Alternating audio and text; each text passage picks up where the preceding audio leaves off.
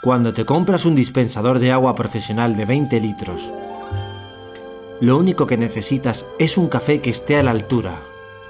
Hace un día espléndido y he cantado con los pájaros.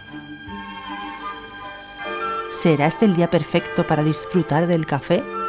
¡Puaj! Esto no sabe a café de princesas. George Clooney no es mi príncipe azul. Necesito un café de ensueño. Son 7 naranjas. ¡Ya lo tengo! Busquemos las 7 naranjas de Reptil en México. Las 7 naranjas. ¡Reptil! Las 7 naranjas de Reptil.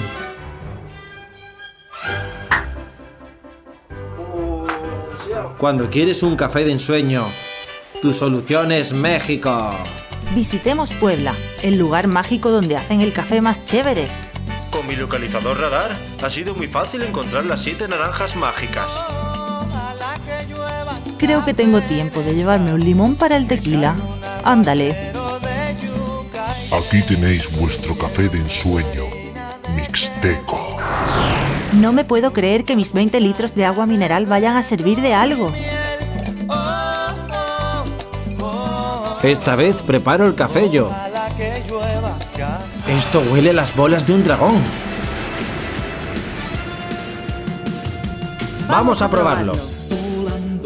Tengo ganas de una buena peda. ¡Ay, Tony, que estoy notando como poder! Por fin puede ser una onda vital. ¡Onda vital!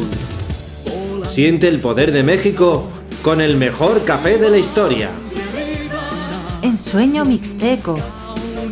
El café que toman los dioses. Me encanta hacer ondas vitales. Muchas gracias, Reptil. Me has transformado en Son Gohan. ¿Qué onda? Se me hizo agua la canoa. Su energía es extraordinaria. Esta es la fusión más poderosa de los 7 universos. Café ensueño mixteco.